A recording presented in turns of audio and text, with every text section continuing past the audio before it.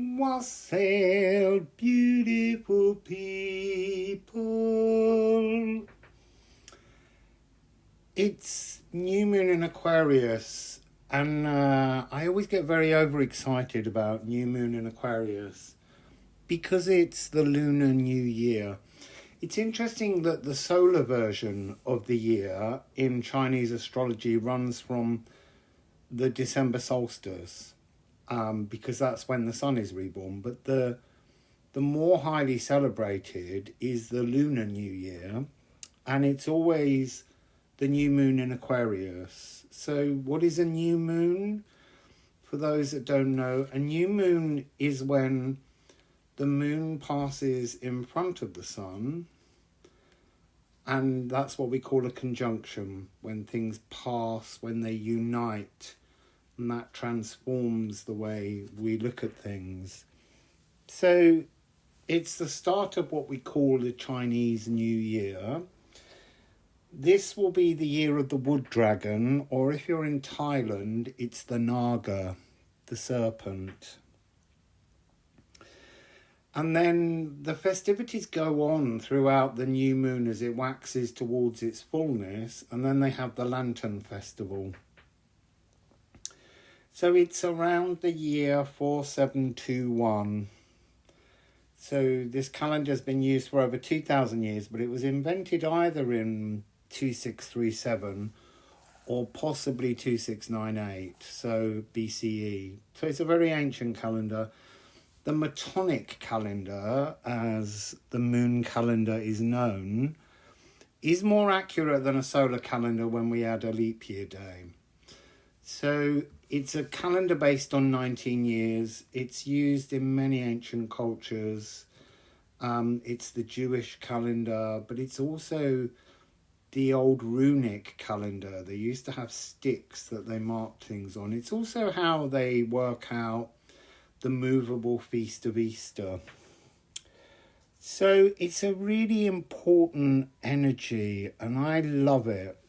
And I just want to do a little bit of maths so that you can understand which year we are in, because this is a lunar year with 13 new moons in it. But I know you're not 12. Listening to the maths. And so the maths is quite simple. I need to pause and just say that it happens on the 9th or 10th of February. So in terms of UTC GMT, it's at 22:58 on the 9th. But that will already be the 10th in many countries around Asia. So it's at 20 degrees of Aquarius. And as I say, it's the start of the Chinese New Year of the Wood Dragon. So let's go back to the moon's maths.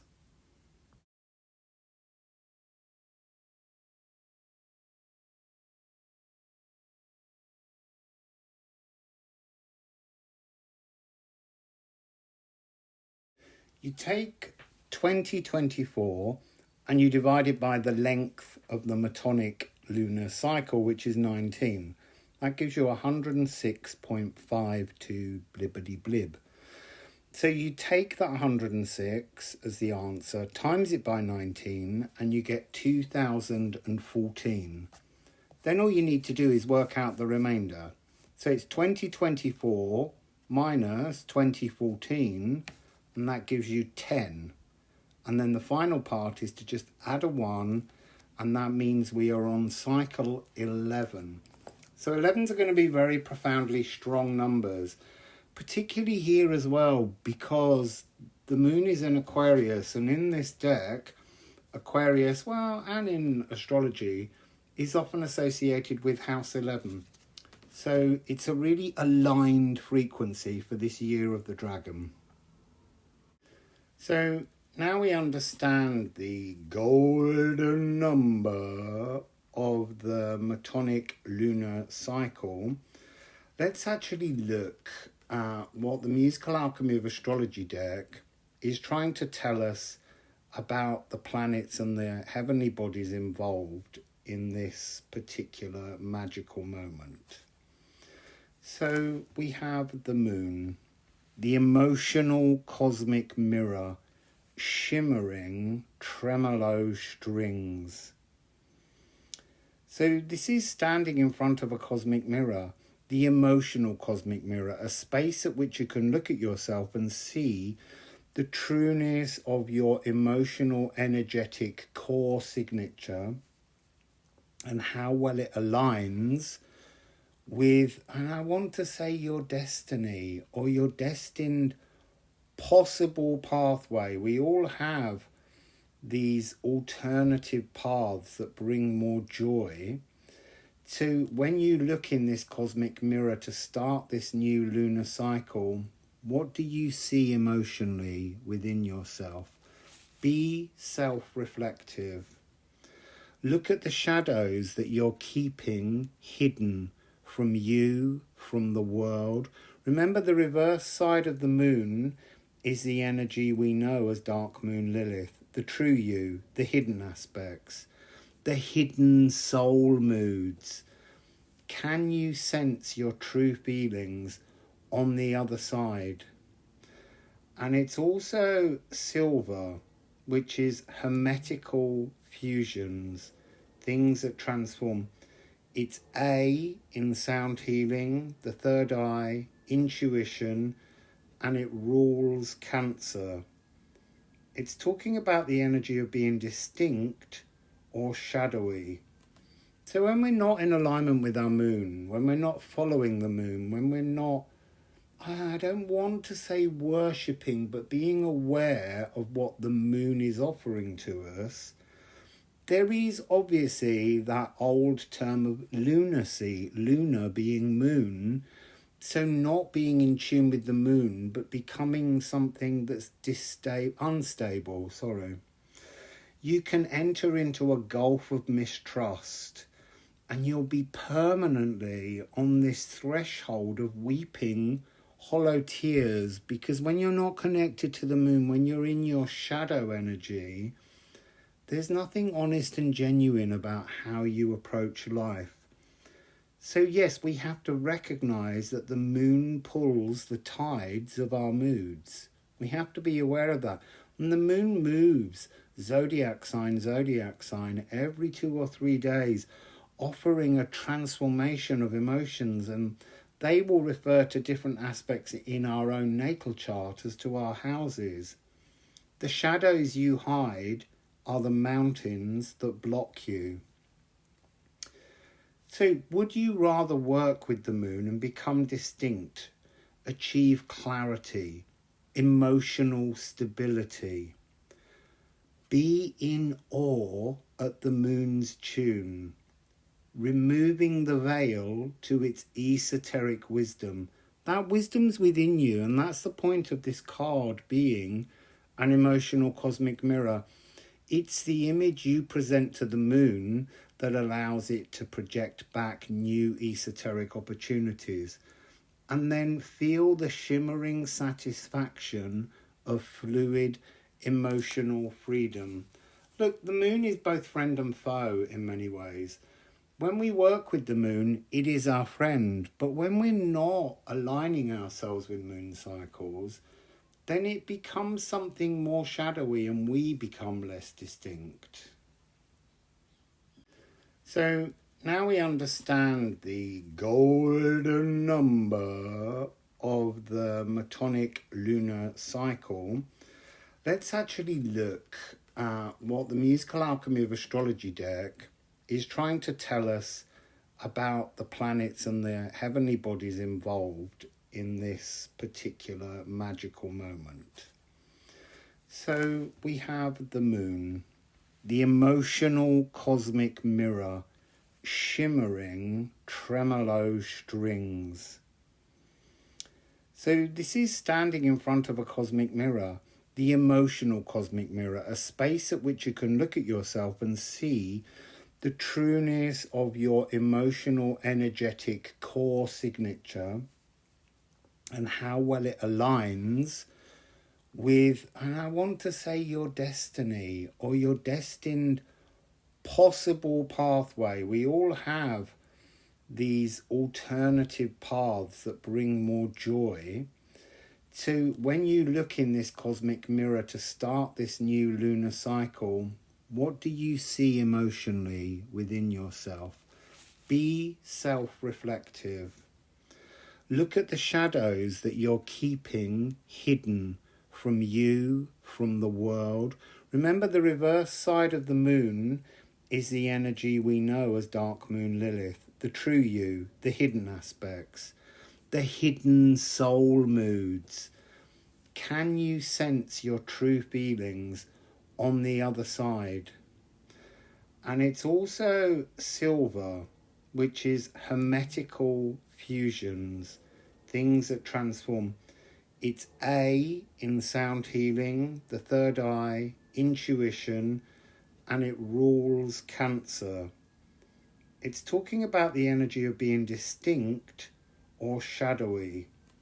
So when we're not in alignment with our moon, when we're not following the moon, when we're not, I don't want to say worshipping, but being aware of what the moon is offering to us, there is obviously that old term of lunacy, lunar being moon, so not being in tune with the moon, but becoming something that's unstable. You can enter into a gulf of mistrust, and you'll be permanently on this threshold of weeping hollow tears, because when you're not connected to the moon, when you're in your shadow energy, there's nothing honest and genuine about how you approach life. So yes, we have to recognize that the moon pulls the tides of our moods. We have to be aware of that. And the moon moves zodiac sign, every 2 or 3 days, offering a transformation of emotions, and they will refer to different aspects in our own natal chart as to our houses. The shadows you hide are the mountains that block you. So would you rather work with the moon and become distinct, achieve clarity, emotional stability? Be in awe at the moon's tune, removing the veil to its esoteric wisdom. That wisdom's within you, and that's the point of this card being an emotional cosmic mirror. It's the image you present to the moon that allows it to project back new esoteric opportunities, and then feel the shimmering satisfaction of fluid emotional freedom.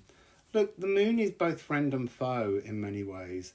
When we work with the moon, it is our friend. But when we're not aligning ourselves with moon cycles, then it becomes something more shadowy and we become less distinct. Conjunction. So this is a 0-degree aspect when bodies are in alignment with each other. So this is merging focused intentions. So we're merging the power of the moon and the power of the sun within us. So this is a musical collaboration between any bodies that go into conjunction. And it's the energy of being in tempo. It's mutually intensifying amplification. And Aquarius is multiplication, amplification. So it's always very much a heightened energy when the new moon hits Aquarius. We'll get to what the moon in Aquarius means in a little bit. So conjunctions bring you into the heart of wondrous magic, opportunities, possibilities. And also it's good to remember this energy of coming together in kinship. So I am mutual or I am detached. When you're detached from these conjunctions, when you're not focused and merged, you will feel isolated. You will feel unable to reach out. You will feel like you're needing community bonds, unable to make eye contact with others, frightened to enjoy change and growth in life. When you tune in and focus your intentions on any kind of conjunction, you become synchronous. You align with others. You will be empowered by new themes that the heavenly bodies in that conjunction are offering. And there is joy to be found in the algebra of planets. That's maths again. So, being invigorated by the experience of change. And then we have the sun. Beaming life force. A radiant trombone octet. I have no idea why it was an octet that was... Maybe that will come back down to me, but I was very tired over the days that I was channeling these. But so... It's a very bass-heavy brass section, and the frequency of a trombone octet is something that simply blasts through you and cleans you up. This is the solar plexus and the third eye working in conjunction, the third eye being the moon. So this is the light we shine. It's also laughter, centering our power, showing us vital direction. And it's all supporting. It is gold, the ultimate goal. And it obviously rules Leo. I am radiant or I am dull. When you're not focused on some kind of sun awareness, then you become reckless, you become housebound, you become anguish addiction. So you have an addiction to anguish, to feeling left out, all of those frequencies. The door to darkness is ajar, and you're so fatigued you sleep all day and wake at night. When you tune into the sun and that radiant trombone octet, you become animated. You have a blazing core purpose. Beaming, warm, open-heartedness. And we have this energy which is called the Trinity of Life. And those are the three parts of the sun's cycle. Dawn, noon, and dusk. Very important. That's when we live our lives. Identifying frequency of life and luminosity. So amazing power. It is a true powerhouse, new moons. This focused intention of our emotional cosmic mirror trying to show us the beaming life force within us. So let's take a look at Moon in Aquarius, which is a separate card in this deck.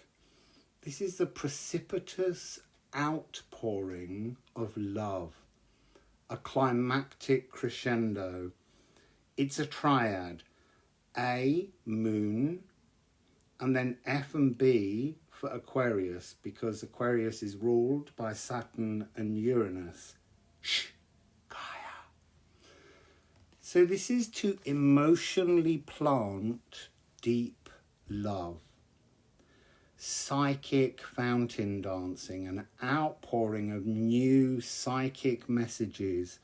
You can listen and tune in so that you can hear the soul's heart, not your heart, but your soul's heart, and feel the energy of being an objective visionary. So Moon in Aquarius is card 38. If you add 3 and 8 together, you get 11. And that is 11 for Aquarius. But it's also, remember this time, it is the golden number of the moon cycle. This 13 moon cycle, this coming lunar year. So the back is, I am unique or I am commonplace. When you're not tuned into this new moon in Aquarius, you can feel distant. You can feel like the outsider, someone who boasts to boost their uniqueness. And alienating from life, yourself, and people to avoid base emotions. Trudging through the arena of love, numb. So when you tune in and become unique, you will feel that loving frequency, the sweet, sweet. You know, a really joyful, wonderful piece of signature musicality resonating in your auric field. It brings you to this energy where you can allow space for all, appreciating the absence of nonsense and the fresh sense arising after a brainstorm. And then we have Aquarius. Because the sun is in Aquarius, the moon is in Aquarius. So this is card 11. It's the shoulder of giants, and obviously it's fixed air. This is the music festival sound system. This is a blasting, powerful energy that's pushing out new music into the world.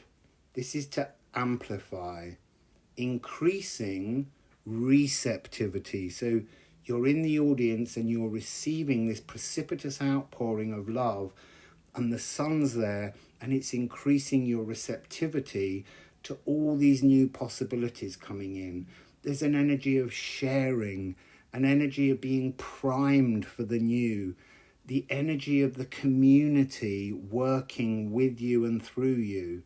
And this is the alchemical magnum opus, multiplication. So this is when you understand something and you increase it, you amplify it. That nurturing streams of wisdom, new wisdom coming in. I'm being pushed to the shoulders of giants energy. This is about enormous leaps of human capacity that have taken place throughout our history. It's a very important energy. I'm stable. I am insecure. Do you feel detached? Do you have a radical fanaticism to something? Are you feeling isolated through a spiteful wit? Are you a fame and attention seeker of applause? Because that's when you're out of alignment with the sun in Aquarius, or whatever planets you have in Aquarius and whatever house it represents for you. Look at those energies and ask yourself, how can you change them? How can you move to being stable? How can you become an originator? Can you recognize that you are not solely human, but that you're also spiritual and you're also divine?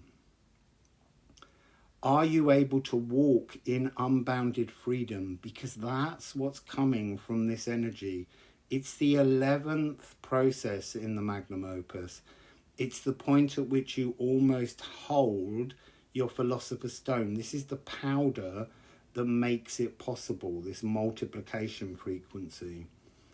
And this is about elevating humankind above all things. So understanding that humanitarian collective frequency, and then you will begin to pour new emotional concepts that will inspire others. As I said, Aquarius is fixed air. So I brought out the air card to point out the fact that air is about rational thought editing. The gentle wind chimes, something that just calmly asks you to settle into new frequencies, logical, clear thinking, cerebral accord, the breath of life. Remember, this is Aquarius, Gemini and Libra. And you can go back and you can see the reading I did for Pluto trining this grand air. I am knowledgeable or I am ignorant. So we're looking at Archangel Raphael. We're looking at the fact that air enters the lungs to oxygenate the blood, to bring new frequencies to us. And we also are working here with sylphs, fairies and elves, as they're all air elementals. Air is the west, and air is maturity in autumn. Now, maturity is to grow up, to transform things about our lives, to see philosophies with new eyes. So even though we think of it as fixed air, it's about fixing in rational thought editing. You've done the work and you've moved this energy forward so that you can come into a new understanding of where your life and your soul journey is taking you. If you're someone who enjoys doing a ritual to mark these occasions, it's important to understand how we work with the elements. So often I see people saying that they write something and burn the message. That's the wrong energy for this particular new moon. This is a new moon in fixed air. So both the moon and the sun are in air. Full moons offer two elements, and so they offer different ritual possibilities. But this one really comes across as speaking the new focused intentions that you want, using the breath of your life to speak and give sound waves to the air to carry your wishes to the universe, to poi poi, whoever you have that you speak to in your world on your moon rituals. So there's something quite fascinating as well here. There's like a two-layered solution within this. All of the planets are captured between the very late degrees of Capricorn to the mid to late energies of Taurus. So you're looking at things taking place in both cardinal and fixed air. And the first surface that you're looking to work with is Venus trining Uranus. So Venus is in Capricorn and it's trining Uranus in Taurus. So that's the first surface that you want to be exploring and trying to break through. So let's just have a look at those cards. Venus is copious, loving, the perfect cadence, heart strengthening. Desires are true heart's desires. And with this trine being melodious comfort, this Viennese waltz, this idea of total social enjoyment, naturally auspicious formula, stepping in whirling splendour and moving as one harmonious body, when you bring that loving, trining, beautiful 120 degree energy to Uranus, Uranus, remember, is the primordial thought changer. This is the energy of the penetrative resolution beyond time. So in the polarities, you're looking at Venus being I'm compassionate or I am uncaring. Boost your compassion for all, including yourself. The trine energy is cordial or hostile. So you need to be compassionate and cordial. And then Uranus is I am changed or I am static. So the energies here, compassionate, cordial and changed, working with desires, the chalice of loving, accepting the divinely unconscious, and the future now, the great leveler. These are really powerful energies. But then underneath that, you need to look a little deeper and you will discover that the other really powerful energy playing out and amplifying at this moment is Saturn sextiling Jupiter. So here we have water because Saturn's currently in Pisces and Jupiter is in Taurus. So this is natural world law. Deep within you is this flirtatious opportunity to deeply, deeply cleanse aspects of your life, to transform. Remember, sextile 60 degrees. So Saturn rules both Capricorn and Aquarius. And so the fact that this is taking place in Aquarius means there's a very strong psychic connection with the primordial drumming that's in the deep core of your divine masculine, pain-absorbing, non-judgmental ability to live in linear time. Finding purpose. Can you use this moon to find a new purpose to your journey forwards? So reach out towards Jupiter with your divine masculine and allow that energy to be cleansed. Start to create supportive patterns that can work for an expansive healing. Align the vast flow of Jupiter. Remember, Jupiter rules Sagittarius and Pisces. Saturn is in Pisces, working with Jupiter. So again, there is this psychic connection between the planets as they move into this flirtatious opportunity, this sextile deep within us, cleansing our energy wings. So here we're looking at I am unbiased, I am supportive, and I am vast. Big yourself up. This is what we need to do. Big up the divine masculine within you, within everyone. So become an authority in cooperation and generosity. Become a sacred world walker. Get along with everyone with your newly opened lower heart in the physical world. Oneness with the natural world, picking up the pace and offering joyous expansion. It's such exciting times. I always love a Lunar New Year. I'm going to do a small extended reading, shuffling the cards rather than just drawing out the ones that match the charts in the astrology.